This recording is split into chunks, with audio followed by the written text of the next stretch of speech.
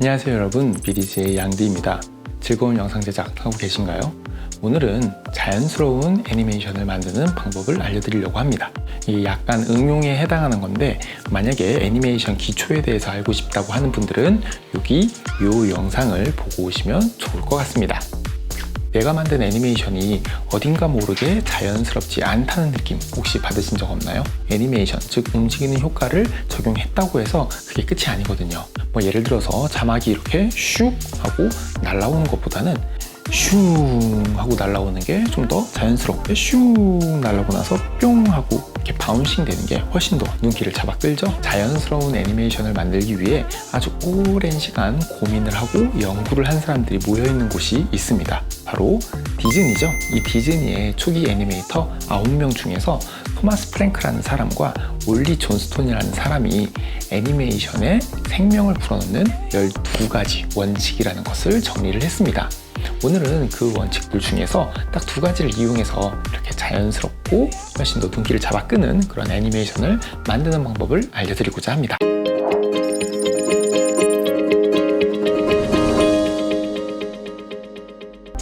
처음 살펴볼 법칙은 6번째 법칙인 슬로우 인 앤 슬로우 아웃입니다. 요즘에는 이거를 이지 인 앤 이지 아웃이라고 더 많이 부르기도 하고요. 어떤 동작을 시작할 때 서서히 시작하고 어떤 동작을 마칠 때 서서히 멈추는 걸 이 슬로우 인, 슬로우 아웃이라고 합니다.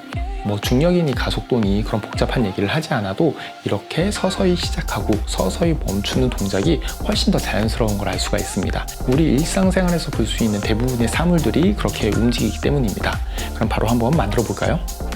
자막을 하나 적어주도록 하겠습니다. 먼저 텍스트 툴로 바꾸고 프로그램 창 클릭을 한 다음에 자연스러운 애니메이션이라고 딱 적어주도록 할게요. 다시 셀렉션 툴로 바꾸고 자막의 속성이나 설정들은 이 이펙트 컨트롤 창으로 들어가셔서 폰트를 바꾸거나 크기를 조금 이렇게 크게 바꾸거나 두 개도 살짝 이렇게 얇게 바꿔줄까요? 그리고 마지막에 보일 곳으로 위치도 옮겨주도록 할게요. 저는 이 정중앙에 놓을 건데 이렇게 컨트롤 누르면 딱 가이드 생기면서 달라붙는 거 알고 계시죠? 그래서 정중앙으로 딱 위치를 해놨습니다. 이제 애니메이션을 만들 겁니다. 화면 왼쪽 바깥에서 이게 슉 날아 들어오게 할 거예요. 그래서 애니메이션이 끝날 위치에 플레이 헤드를 먼저 갖다 놓습니다. 자, 이렇게 2초에다가 딱 갖다 놓을게요.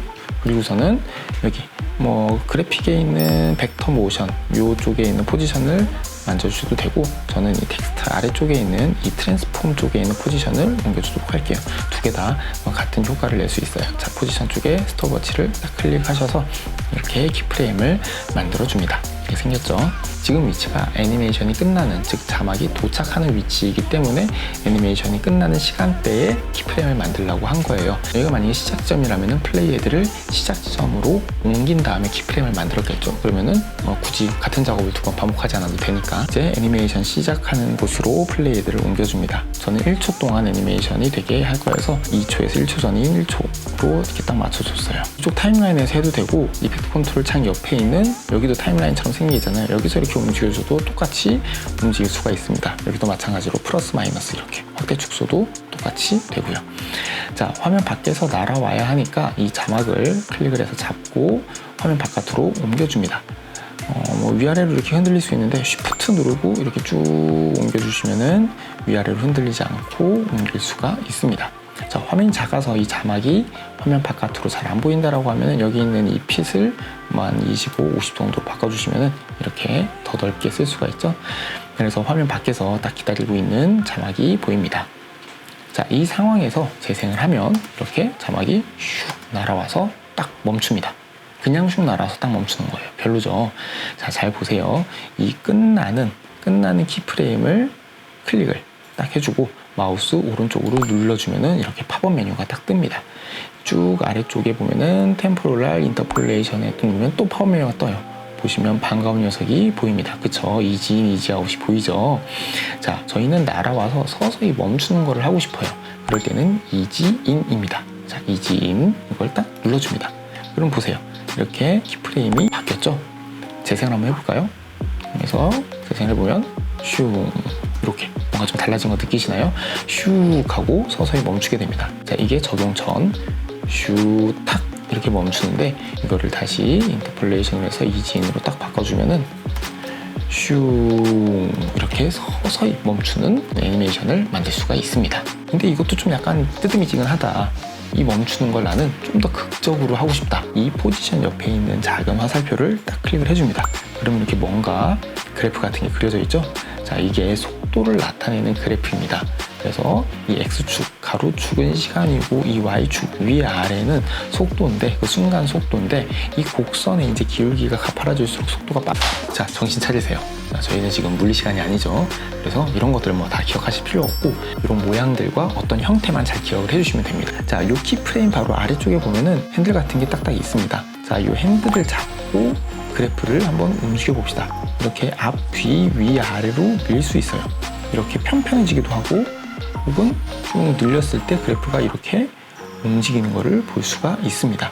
자, 이거를 앞으로 쭉 밀어서 딱 놓으면은 이렇게 그래프가 일부만 뾰족하게 높아집니다. 앞부분만. 그렇게 되면은 이게 초반에 아주 빠르게 움직였다가 서서히 멈추는 애니메이션이 되게 됩니다. 재생을 해보면 슝, 그쵸? 그러다 훨씬 더 극적이게 됐죠? 자, 이걸 다시 뒤로 쭉 밀어서 이렇게 좀 전체적으로 평평하게 만들어주면은 재생을 다시 해보면은 슈, 아까처럼 평이하게 움직이다가 서서히 멈추게 되는 겁니다. 두 번째로 살펴볼 법칙은 바로 제1법칙인 스쿼시 앤 스트레치입니다. 그러니까 찌그러짐과 늘어남이에요. 제1법칙을 놔두고 왜 제6법칙 슬로우 인 슬로우 아웃부터 소개를 드렸냐면 그게 훨씬 더 많이 쓰이고 적용 방법도 굉장히 간단하기 때문입니다. 스쿼시 앤 스트레치는 좀 손이 많이 가는 작업입니다. 그리고 이걸 해놔도 눈에 잘 띄지도 않고요. 하지만 뭐 디테일, 아주 작은 디테일들을 살려서 좀 더 퀄리티를 높여야 되는 상황이라면은 이 제1법칙 스쿼시 앤 스트레치는 필수 요소라고 저는 생각을 합니다. 이렇게 말랑거리는 공을 생각하면은 이해가 좀 쉬우실 거예요. 이렇게 찌그러진 상태로 아주 빠르게 쭉 하고 날아오다가 벽에 부딪히면 어떻게 되죠? 팍 찌그러지고 다시 뿅 튕기면서 원상, 그러니까 원래 동그란 모양으로 다시 돌아가게 되죠. 이렇게 빠르게 움직이고 벽에 부딪히는 것 같이 동작으로 인해서 바뀌는 물체의 모습을 좀 과장되게 표현을 함으로써 이 동작, 날아간다든지 벽에 부딪힌다든지 하는 동작을 강조를 해주는 거예요. 그래서 스쿼시와 스트레치, 그러니까 찌그러짐과 늘어남을 둘 다 써주면 좋지만 뭐 시간이 없을 때는 스트레치는 빼고 이 스쿼시, 그러니까 찌그러짐만 이용을 해도 훨씬 더 달라 보이는 애니메이션을 만들 수 있습니다. 그럼 바로 한번 만들어 볼까요? 자, 이렇게 앞에서 만든 슝 하고 날아오는 글씨가 있어요. 이 자리에 이렇게 딱 멈출 때 이 앞에 보이지 않는 벽이 있는 거죠. 그래서 여기에 꽁 하고 부딪혀서 살짝 찌그러졌다가 다시 뿅 하고 펴지게 해줄 겁니다. 자, 선택을 하고 이펙트 컨트롤 창에 보면은 이 아래쪽 우리가 이 텍스트 안에 있는 트랜스폼을 움직였잖아요. 그쵸? 트랜스폼 아래쪽으로 쭉 가보시면은 여기 보면 스케일이 있고 그 아래 유니폼 스케일이라고 있습니다.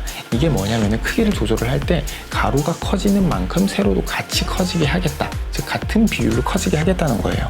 보통 크기를 조절할 때 그렇게 하잖아요. 한쪽만 가로나 세로로만 늘리면 길쭉해져서 좀 보기가 싫어지니까 보통 같은 비율로 이렇게 늘어나게 합니다. 근데 우리는 어쨌거나 이 글씨를 찌그러뜨려야 하니까 이거를 클릭을 해서 딱 풀어줍니다. 그럼 스케일이 두 개가 딱 생겼어요. 하나는 버티컬 스케일, 움직여보시면 위아래로 이렇게 길쭉길쭉해집니다. 그쵸? 그리고 하나는 호리전탈, 가로예요. 이렇게 움직여보시면 가로로 늘어났다 줄어났다 하는 걸 볼 수가 있습니다. 지금부터 애니메이션을 한번 만들어 볼까요? 딱 이 애니메이션이 끝나는 지점에다가 플레이 헤드를 이렇게 갖다 놓으시고, 이게 잘 맞추기 힘들면 이 화살표 누르시면 딱 그 위치로 이동하는 거 알고 계시죠?